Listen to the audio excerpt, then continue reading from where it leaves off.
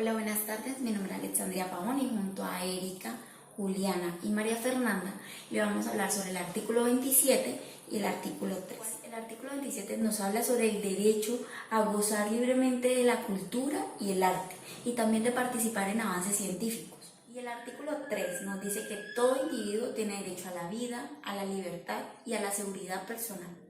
Por tanto, continuaremos dándole una breve explicación de todo lo anteriormente mencionado. Buenas tardes, mi nombre es Erika Hoyos.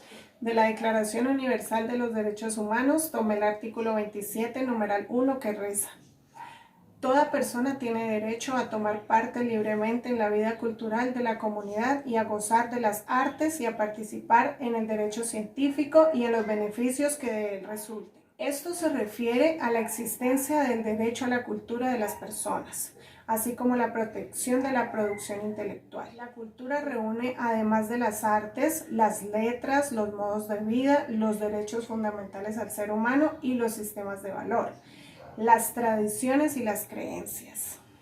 La cultura se define en las ciencias sociales como un conjunto de ideas, comportamientos, símbolos y prácticas sociales que se aprenden de generación en generación a través de su vida en sociedad. El arte es la actividad que el hombre recrea con una finalidad estética, un aspecto de la realidad o un sentimiento, valiéndose de la imagen, la materia o el sonido. El progreso científico es el progreso técnico de los avances teóricos científicos. Por eso es fundamental saber que la ciencia es un derecho.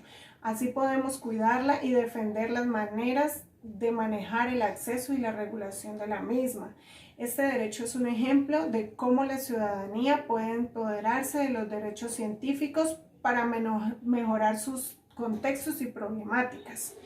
Es mejor ser críticos a la hora de pedir en qué se invierte ese dinero y presionar para que se encamine en investigaciones que solucionen problemáticas tanto locales como mundiales.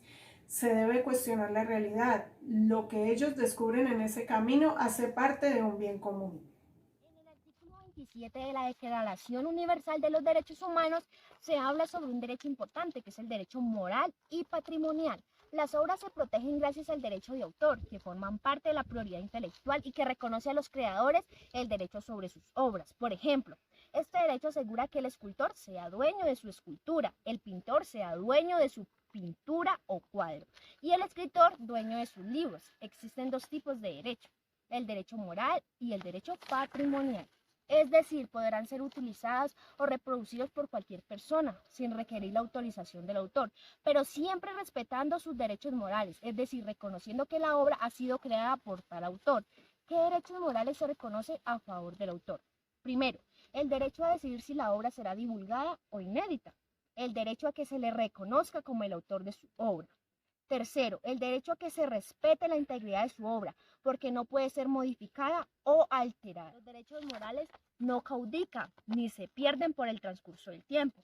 Los derechos patrimoniales que otorga el autor son exclusividad de usar obra para obtener un beneficio económico.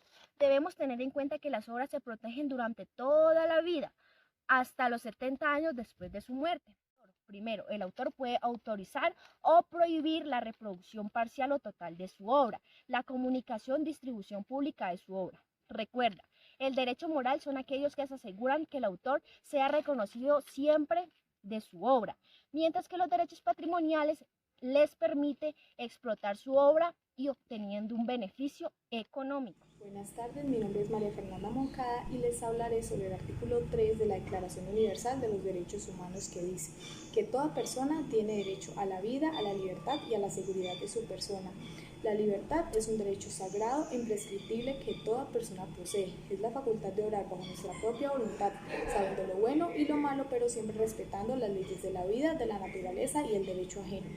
Así como tenemos derecho a nuestra vida, tenemos derecho a nuestra libertad de expresión, de pensamiento, religión, sexualidad, etc. Asimismo, hacer frente a la sociedad de nuestras acciones y o decisiones.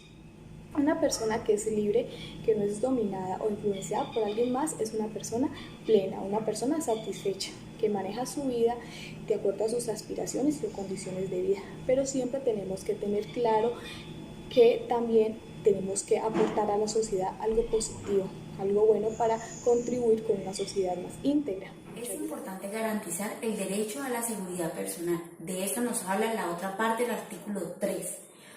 Partamos porque es fundamental el respeto a nuestra integridad como individuos. Por tanto, definiremos qué es seguridad. Seguridad es la ausencia de algún tipo de peligro. Entonces, seguridad personal, ¿qué viene siendo? Es la protección de libertades vitales, resguardando su vida, su honra, sus bienes, sus creencias, sus derechos, sin descartar lo más importante que es la integridad física, moral o emocional.